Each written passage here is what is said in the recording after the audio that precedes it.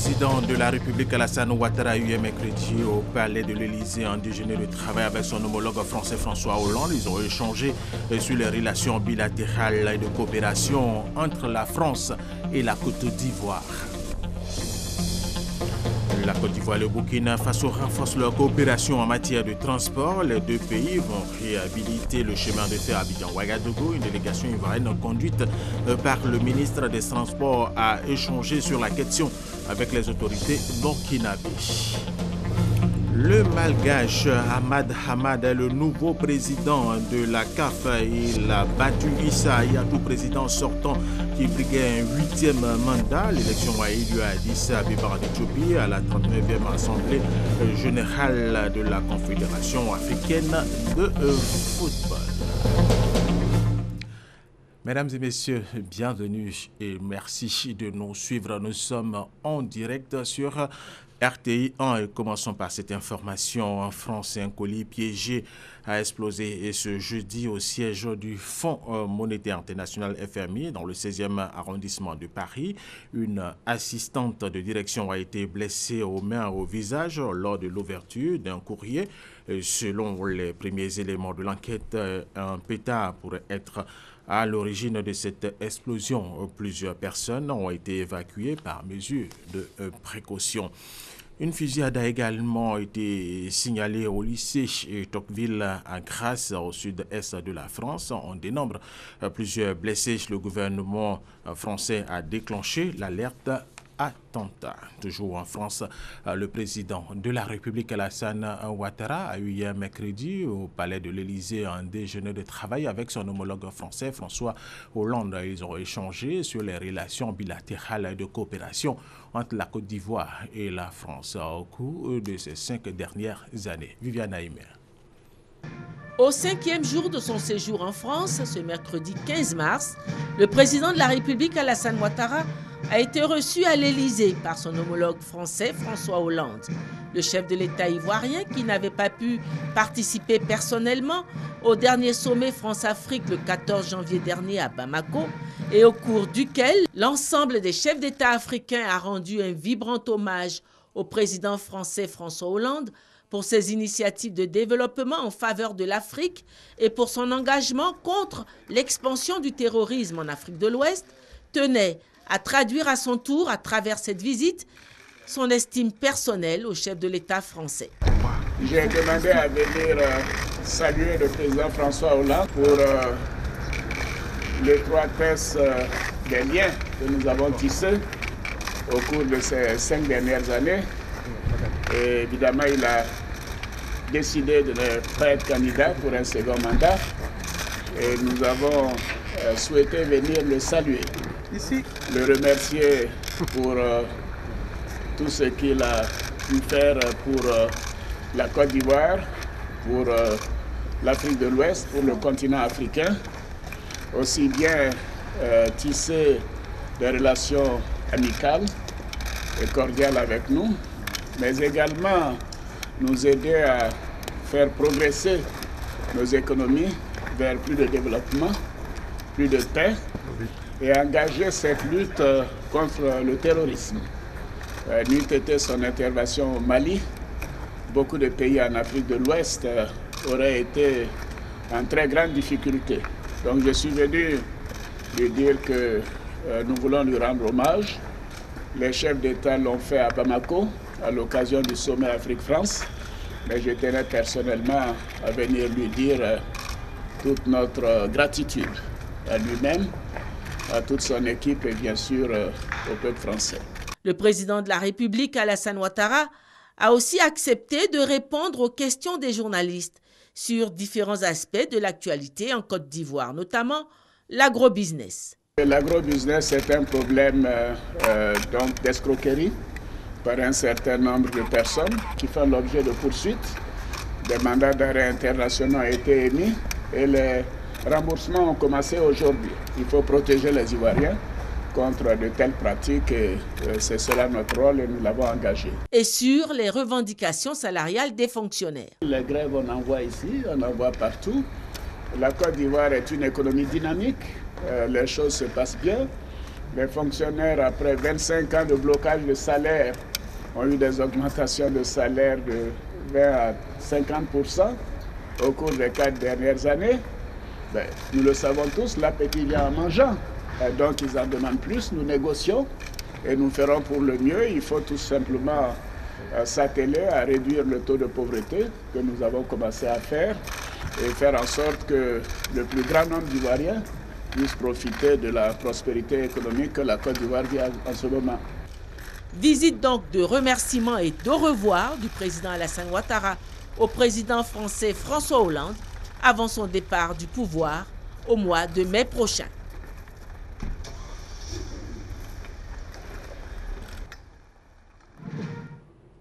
Et justement, le président de la République, Alassane Ouattara, a dit le remboursement des souscripteurs d'agrobusiness a débuté ici en Côte d'Ivoire. Selon le ministère de l'Économie et des Finances, les virements sur les comptes des souscripteurs ont été faits pour la première phase du remboursement. 7 structures d'agrobusiness sont concernées sur 21 structures identifiées. Lors des différents travaux que nous avons conduits, la règle était que les remboursements se feraient en fonction des ressources disponibles.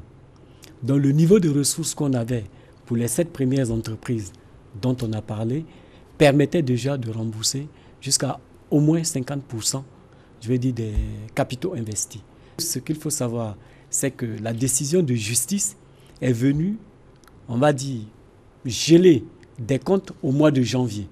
Donc on suppose que ceux qui devraient percevoir ce qu'ils appellent leur revenu ou le RSI devraient le percevoir en janvier ou en février ou en mars. Parce qu'on suppose que ceux qui devraient les percevoir beaucoup plus tôt les ont certainement reçus. Plusieurs questions se sont posées. C'était de savoir comment les souscripteurs pouvaient avoir accès aux listes. Donc les listes sont actuellement disponibles. On les a mises et les listes ne concernent que les 7 entreprises qui ont été identifiées. Il y a des ressources qui ont été mobilisées par chacune des entreprises et chaque entreprise a utilisé les ressources à sa façon. Et en fait, quand on regarde le niveau de taux de remboursement en fonction des entreprises, on doit se réjouir de l'action de l'État. Parce que le fait d'avoir anticipé sur certaines entreprises, il y a des prélèvements qui n'ont pas pu être faits. Donc c'est ce qui explique que les ressources sont encore disponibles. Mais par contre, quand on regarde d'autres entreprises, non seulement les ressources n'ont pas servi au remboursement des souscripteurs, mais c'est que ces ressources-là ne sont plus disponibles sur les comptes. Donc ça explique les taux qui sont différents. Autre information dans cette édition, le rôle d'un service public d'emploi dans la prise en charge des diplômés de l'enseignement supérieur au cœur d'une conférence internationale à la primature. Elle est initiée par l'Agence Emploi Jeunes et l'Association mondiale des services d'emploi public. Voyons les détails avec Vénance et Maniamia. La problématique de l'emploi des jeunes, surtout des jeunes diplômés de l'enseignement supérieur, demeure une préoccupation pour le gouvernement ivoirien. Malgré les nombreuses actions menées, la meilleure stratégie semble n'avoir pas encore été trouvée pour réduire de façon significative le taux de chômage. Mais le gouvernement est toujours à la tâche. En 2016, ce sont 1821 jeunes qui ont bénéficié de 35 types de formations exécutées selon 3 modalités, en l'occurrence le recyclage, la reconversion et la formation additionnelle. Pour 2017, 2681 jeunes bénéficieront de ces formations complémentaires qualifiantes. Notre objectif pour 2017 est de former 30 000 jeunes. Cette conférence internationale avec pour thème le rôle d'un service public d'emploi dans la prise en charge des diplômés de l'enseignement supérieur qui s'inscrit dans la recherche de solutions à l'emploi des jeunes n'est pas une rencontre de trop. Il serait intéressant de voir en quoi et comment les SPE peuvent mieux contribuer à l'observation du marché du travail et à l'anticipation des besoins des entreprises. Quel type de collaboration, de partenariat faut-il développer avec elles, ainsi qu'avec les établissements d'enseignement supérieur? L'insertion des jeunes diplômés est une question qui touche tous les pays du monde, mais encore plus les pays de l'Afrique subsaharienne. En acceptant de présider cette conférence internationale, le Premier ministre traduit tout l'engagement de l'État ivoirien dans cette lutte contre le chômage des jeunes diplômés. Les jeunes en Côte d'Ivoire représentent environ 73,8% de la population en âge de travailler. Plusieurs actions et réformes novatrices sont initiées par le gouvernement pour offrir de meilleures opportunités aux jeunes diplômés. Le coût de ces mesures pour l'année 2016 est évalué à 4,6 milliards de francs CFA. Pour cette conférence internationale, d'éminents professeurs et chercheurs issus d'Afrique et d'Europe ont été conviés pour animer les panels. Les administrations postales de l'Afrique de l'Ouest cherchent des stratégies de relance et de repositionnement de leurs activités. Pour ce faire, elles entendent accélérer leur mutation numérique. Lansine Bakayoko. Pour l'administration postale ouest-africaine, l'ancien modèle d'affaires adossé au courrier doit disparaître au profit de solutions innovantes et intégrées à travers l'utilisation des technologies de l'information et de la communication TIC. La Poste ne doit pas rester en marge de cette dynamique. Pour ce qui concerne le commerce électronique, plus couramment appelé e-commerce, le nombre des opérateurs dans le segment augmente en même temps que le volume des transactions. Transfert d'argent, portefeuille électronique sécurisé, coffre-fort numérique pour gérer les documents dématérialisés. Autant d'initiatives propices à l'inclusion financière et au commerce électronique que l'Afrique de l'Ouest envisage d'exploiter pleinement. Un relais de croissance, une révolution digitale dont la Côte d'Ivoire veut assurer le leadership. Nous, gouvernants, n'aurons pas d'autre choix que d'appuyer les efforts qui sont faits par nos postes pour redonner une nouvelle jeunesse, une nouvelle vie même à ce secteur important pour nos économies. La Côte d'Ivoire a l'ambition de faire partie des acteurs de changement dans ce monde en constant mouvement et voudrait dans ce cadre participer à la construction de la poste du futur. L'étendue du réseau postal africain avec ses 30 000 bureaux et la proximité des populations sont également un atout en faveur de l'augmentation du taux de bancarisation. C'est un reportage de Lansine Bakayoko. Le Comité national de la dette publique a procédé le mardi 14 mars au lancement de ses activités au titre de l'année 2017. Le principal défi pour ce comité est d'éviter à la Côte d'Ivoire la situation de surendettement perpétuellement. Serge Colliard. C'est en 2011 que le Comité national de la dette publique, CNDP, a été mis en place en Côte d'Ivoire. Sa mission, éviter au pays une situation de surendettement et favoriser une vitalité des finances publiques à long terme. Chaque année, le CNDP fait le bilan de l'exercice précédent. Une rencontre pour faire surtout l'état des lieux en 2017. Un pays pour se développer a besoin de ressources, de moyens. Et l'un des moyens, c'est la dette. Et s'endetter n'est pas une mauvaise chose, mais il faut que l'endettement soit encadré et contrôlé. Donc par rapport à cela, le gouvernement a mis en place un comité national de la dette publique. Donc aujourd'hui, nous tenions donc la première réunion 2017 de ce comité. Nous avons passé d'abord en revue la composition du comité, nous assurer que les membres étaient tous là.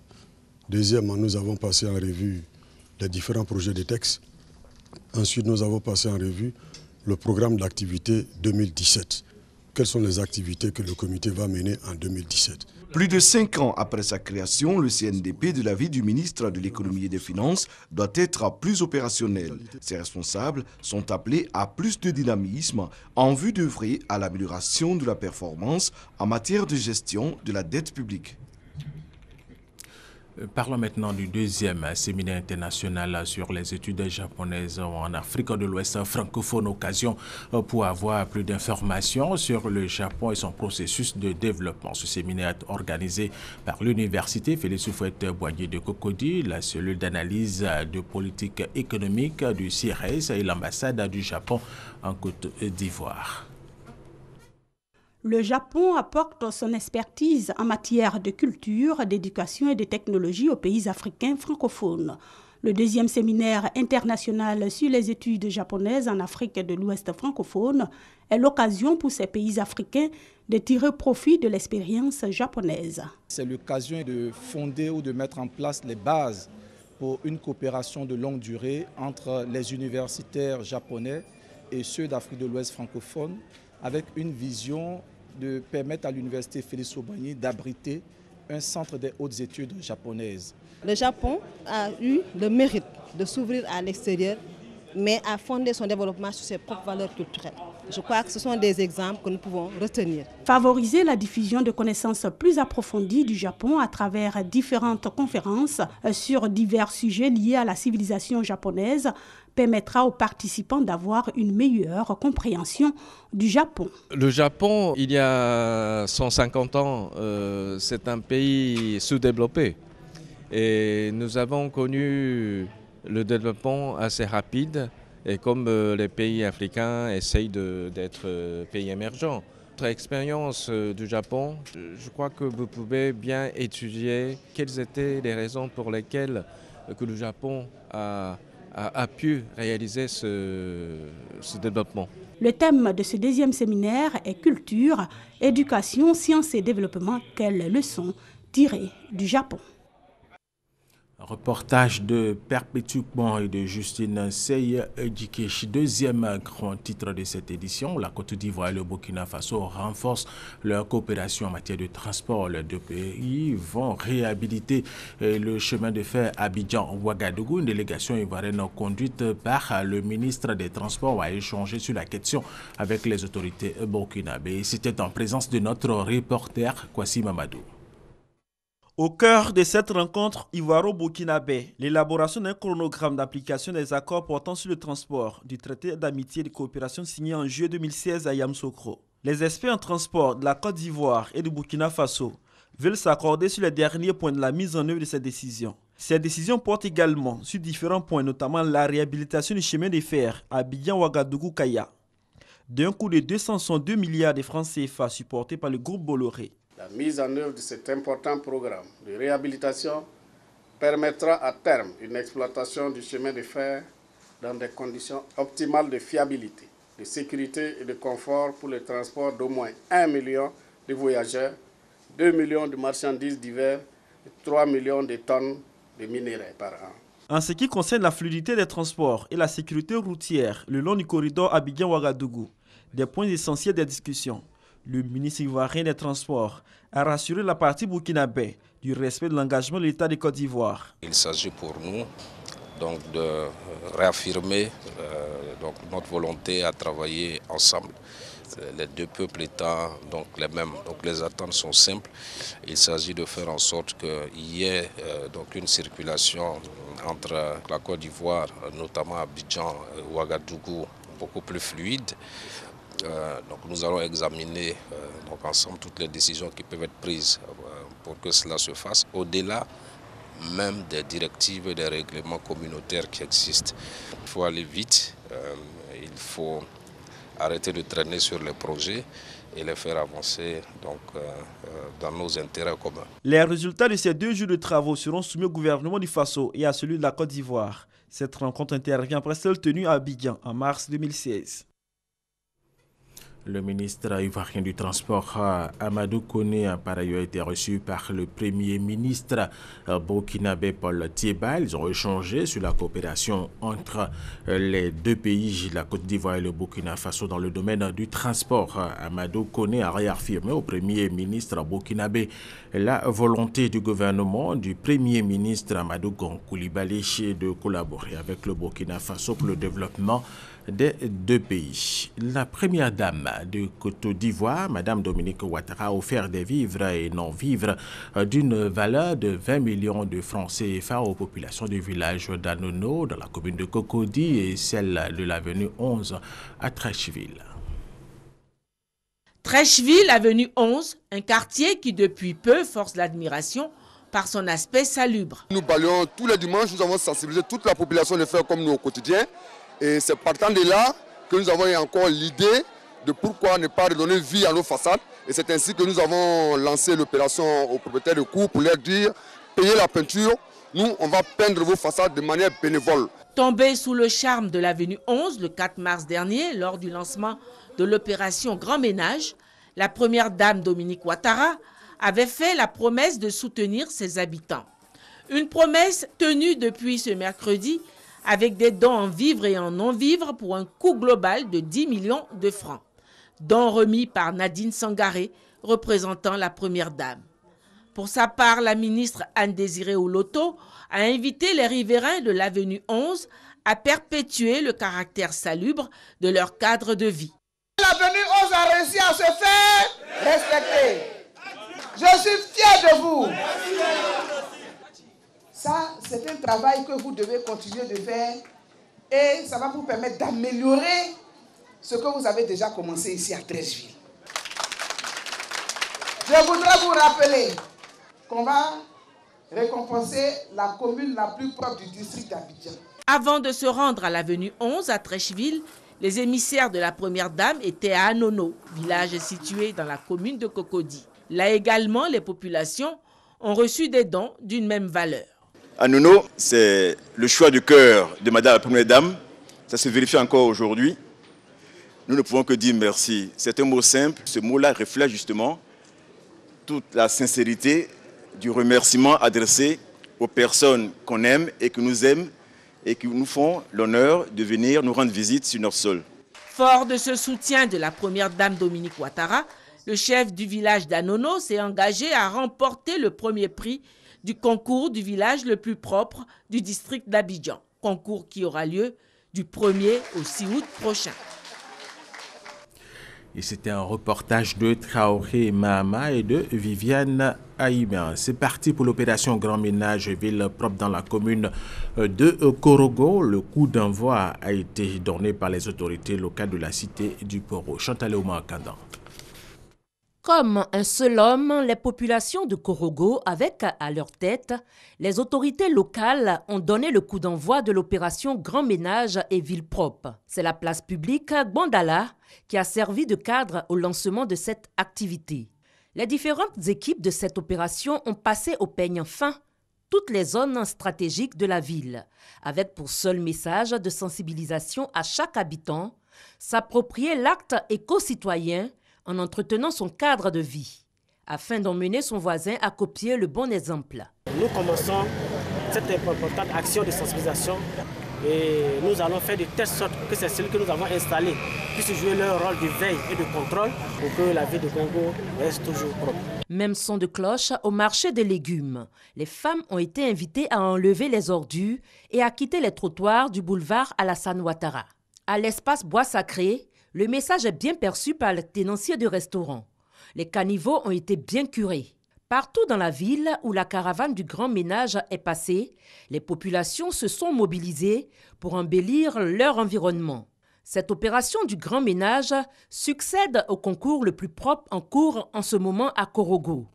Concours initié par la mairie pour permettre à la cité du Poro de remporter pour la 3e fois consécutive le prix d'excellence nationale de la ville la plus propre de Côte d'Ivoire.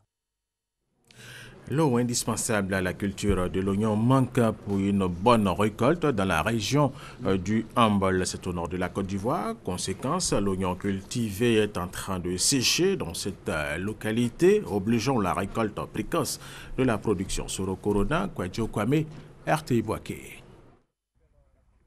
Touré Kolo, fonctionnaire à la retraite, a choisi la culture de l'oignon pour s'installer à Katiola, son village natal. Cette superficie de 1,5 hectare est le premier champ d'oignons dans la région du Hambol. J'ai mal de savoir que nous importons 95% de l'oignon que nous consommons et que cela coûte 47 milliards de nos francs à la Côte d'Ivoire. Je préfère que cet argent soit payé à des paysans ivoiriens. Cette volonté de promouvoir la culture de l'oignon à Katiola est confrontée à une réalité d'eau. La seule source d'approvisionnement en eau, Atari. Conséquence, le promoteur de champs est obligé de faire une récolte précoce. La culture de l'oignon reste encore timide en Côte d'Ivoire. Pour promouvoir la culture de ce légume, depuis 2014, l'interprofession oignon a vu le jour. Le rôle de l'interprofession, c'est d'accompagner tous ceux qui veulent s'intéresser à la culture de l'oignon. L'eau est tellement indispensable que nous devons mettre l'accent sur l'aménagement des retenues d'eau qui existent pour que l'eau ne puisse pas manquer dans la conduite de la culture. Avec une production annuelle estimée à 7500 tonnes, la Côte d'Ivoire reste donc l'un des plus petits pays producteurs d'oignons de la sous-région, malgré un potentiel de production important dont il dispose aussi bien en zone de savane qu'en zone forestière. L'oignon est le troisième produit alimentaire le plus importé par la Côte d'Ivoire en termes de quantité, après le riz et le blé. Et nous vous proposons ce communiqué avant de poursuivre cette édition. Le 28 février 2017, le nommé Nyoka Aïseba Jean-André, conduisant un véhicule de transport de voyageurs, a percuté violemment une élève âgée de 14 ans, lui broyant la jambe à Zoukoube. L'enquête ouverte à l'occasion de cet accident de la circulation a révélé que ce conducteur roulait à vive allure en agglomération avec un véhicule dépourvu de visite technique et de vignette. Il a été conduit devant le tribunal de Daloa qui l'a condamné à 12 mois d'emprisonnement et à 50 000 francs CFA d'amende. À la suite de cette décision, certains transporteurs de la localité de Zoukoube ont érigé des barricades sur les voies publiques, empêchant pendant quelques heures l'entrée dans la ville et la sortie de celle-ci. Le ministre de la Justice et des Droits de l'Homme déplore cette manière de réagir à une décision de justice et rappelle que la loi prévoit des voies de recours pour contester une décision de justice qui fait greffe. Par ailleurs, face au nombre croissant d'accidents graves de la circulation routière occasionnant de nombreuses pertes en vies humaines et d'importants dégâts matériels, le ministre de la Justice et des Droits de l'Homme a donné des instructions au parquet pour une rigoureuse application de la loi pénale réprimant les homicides et les blessures involontaires en matière d'accidents de la voie publique. Voilà, et cette autre information, le Cameroun a annoncé hier mercredi la libération de 5000 otages détenus dans des villages par les islamistes de Boko Haram au cours d'une opération militaire d'une dizaine de jours. Plus de 60 terroristes ont été tués dans cette vaste opération. Michel Digré. C'est le porte-parole du gouvernement camerounais, Issa Chiroma Bakari, qui a livré l'information à la presse. 5000 personnes prises en otage par les terroristes de Boko Haram ont été libérées au cours d'une opération spéciale entamée en février. En effet, dans la logique du démantèlement des bastions du groupe terroriste Boko Haram, les forces de défense camerounaises ont une fois de plus mené une vaste opération de ratissage le long de la frontière camerouno-nigérienne et en territoire nigérian. Les otages libérés, en majorité des femmes, des enfants et des personnes du troisième âge, ont été conduits au camp des déplacés de Banki en territoire nigérien via le Cameroun. Le bilan des opérations se présente ainsi qu'il suit. Plus d'une soixantaine de terroristes définitivement neutralisés. 21 suspects arrêtés et en cours d'exploitation par les forces nigérianes et les services camerounais compétents. Le Cameroun n'a pas enregistré de perte d'hommes lors de l'opération, mais un militaire a été blessé sans que ses jours ne soient en danger. Baptisé Tondeur 2, l'opération a été pilotée par la composante camerounaise de la force multinationale MIS, une force régionale de lutte contre Boko Haram. Et nous recevons maintenant notre consoeur de RT Sport, Cathy Touré. Bonjour Cathy. Alors il y a surprise à la Confédération africaine de football. Issa Yatou a été battu ce matin aux élections après 29 ans de présidence. Alors, il est tombé à Addis Abeba. Addis Abeba, au cours de la 39e Assemblée générale. Ça a été une grosse surprise, vous l'avez dit, Alvor, pour tous les observateurs du football africain et mondial, parce que peu nombreux s'attendaient à cette décision, mais Issa Hayatou est tombé. 34 voix pour donc son adversaire contre 20 pour Issa Hayatou, et l'adversaire n'est autre que Ahmad Ahmad, qui est le président de la Fédération malgache de football. Et c'est la décision donc qui a été prise aujourd'hui au cours de cette Assemblée générale. Cathy Touré, dites-nous, qui est Ahmad Ahmad? Alors, c'est quelqu'un qui est très discret dans le milieu du football. Il a été d'abord joueur, ensuite entraîneur, avec une carrière vraiment discrète. Et après, il a été président de la Fédération malgache de football en 2003. Et lorsque, le 13 janvier dernier, il a annoncé à la veille de la Coupe d'Afrique des Nations sa candidature, les observateurs, comme je disais, n'étaient pas nombreux à croire en cette candidature, mais c'est vrai qu'il y avait des signes quand même, puisque les différentes fédérations de l'Afrique australe, 14 fédérations notamment, avaient accordé déjà leur voix avant même le vote, avaient donc accordé leur confiance à Ahmad Ahmad. Et aussi, il y avait une certaine affinité avec le président de la FIFA. Donc, c'est vrai qu'on pensait quand même qu'il allait peut-être tenir tête à Issa Hayatou, mais de là à briguer, à remporter cette élection. Ça a été une surprise, c'était pas donné du tout. Pas du tout. Alors, Issa Hayatou, 70 ans et 29 ans de présidence, c'est quand même trop. Est-ce que les textes je pense que désormais, c'est limité à trois mandats, donc au plus 12 ans. Quand même, oui, absolument. Au plus 12 ans à la tête de la Confédération africaine de football. Alors, très rapidement, Cathy Touré, qu'en est-il du président de la Fédération ivoirienne, candidat au comité exécutif? Rapidement. C'est en cours en ce moment, et certainement ce soir, vous aurez la réponse, sinon au cours de la journée. Très bien.